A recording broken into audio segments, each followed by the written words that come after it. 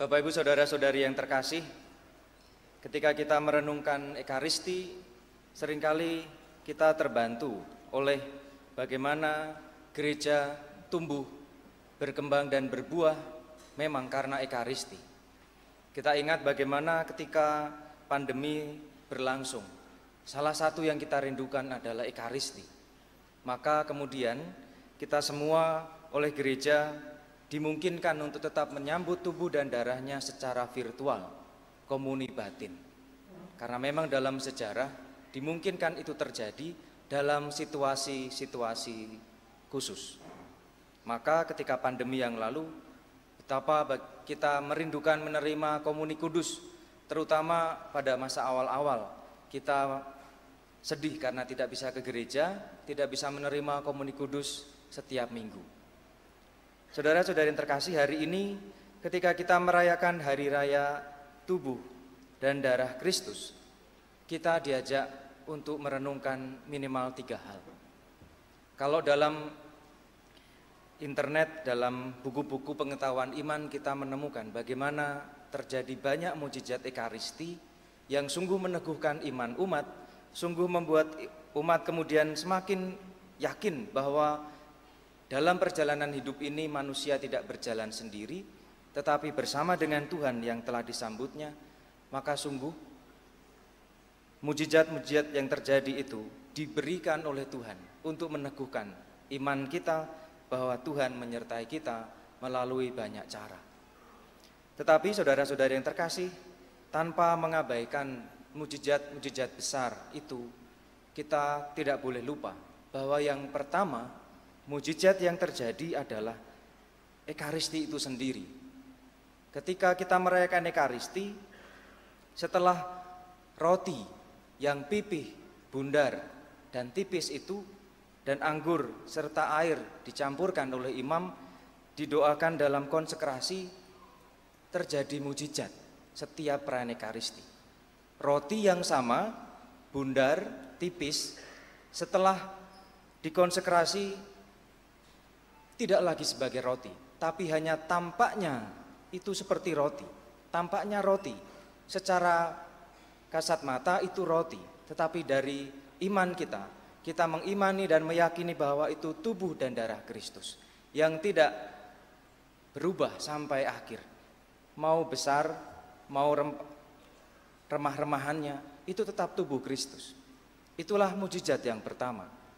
Ketika merayakan Ekaristi, ketika merayakan konsekrasi, doa konsekrasi, roti dan anggur itu berubah menjadi tubuh dan darah Kristus. Bukan simbol, bukan tanda, tetapi sungguh-sungguh kita imani sebagai tubuh dan darah Kristus.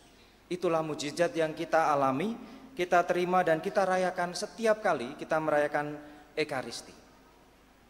Hal yang kedua hendak kita renungkan dan syukuri dalam hari raya tubuh dan darah Kristus ini adalah bahwa Ekaristi adalah perjamuan dan sajian utama adalah tubuh dan darahnya. Dan sebelumnya kita mendengarkan sabda Tuhan. Dengan demikian saudara-saudari yang terkasih, sebagaimana kita akan mengikuti perjamuan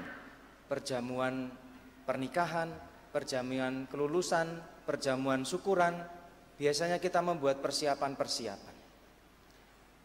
Mandi dulu, pilih baju, lalu kemudian datang tidak terlambat. Itu bagian dari persiapan. Selain itu, ketika sampai di gereja, ritus perayaan Ekaristi berawal dari setelah tanda salib, ritus tobat.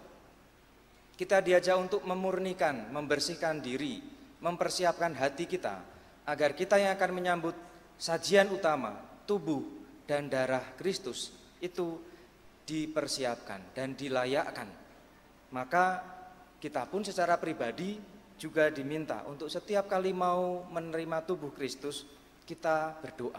Kita mempersiapkan hati kita agar kita sungguh siap dan pantas untuk menerima tubuh Kristus itu. Yesus dalam Injil hari ini menegaskan, barang siapa makan dagingku dan minum darahku, ia tinggal di dalam aku dan aku di dalam dia.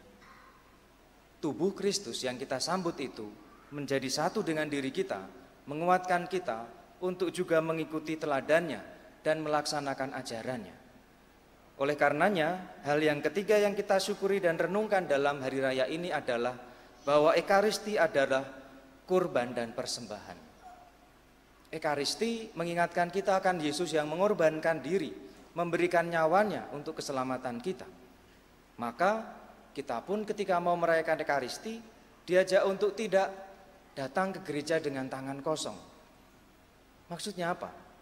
Datanglah dengan segala sesuatu yang ada dalam diri kita. Pekerjaan kita, kegagalan kita, pergumulan kita, misalnya kekecewaan kita juga, atau kalau yang sedang patah hati, kesedihan kita. Dipersatukan dengan kurban Kristus itu, maka kita akan kemudian diberikan rahmat untuk melanjutkan hidup kita, dan kita tidak berjalan sendiri. Seluruh diri kita dengan perjuangan kita bawa dalam perayaan Ekaristi. Sehingga sungguh baik dalam sulit maupun mudah, dalam suka maupun duka, dalam sehat maupun sakit, kita tetap bersatu dengan Tuhan. Maka saudara-saudari yang terkasih, salah satu bentuk kurban dan persembahan juga yang nyata dalam gereja kita adalah kerelaan untuk memberi diri. Dalam gereja kita bertahan sampai sekarang karena ada orang-orang yang mau merelakan diri. Rela datang lebih cepat sebagai tatib, rela datang lebih cepat untuk menjadi paduan suara, rela untuk datang kadang-kadang hujan untuk menjadi lektor dan lektris, lektor, pemazmur, misdinar, PLB, dan tentu juga umat sekalian.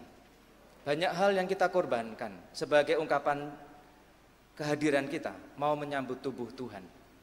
Dan tentu itu menjadi hal yang baik, yang terus-menerus membuat gereja kita bertahan sampai saat ini. Oleh karenanya, semoga kita pun terus-menerus dengan sukacita dan setia datang merayakan Ekaristi untuk menerima mujizat dari Tuhan, merayakan kesatuan kita dengan Tuhan dan sesama dalam menyambut tubuh Tuhan, dan diteguhkan dalam karya-karya baik, dan juga diberikan kekuatan dalam setiap pergumulan dan perjuangan kita. Semoga Tuhan yang telah memberikan diri untuk kita senantiasa kita terima dengan tangan terbuka dan hati yang penuh syukur, dan kita bagikan dalam perjumpaan kita dengan siapapun yang kita jumpai. Kemuliaan kepada Bapa dan Putra dan Roh Kudus.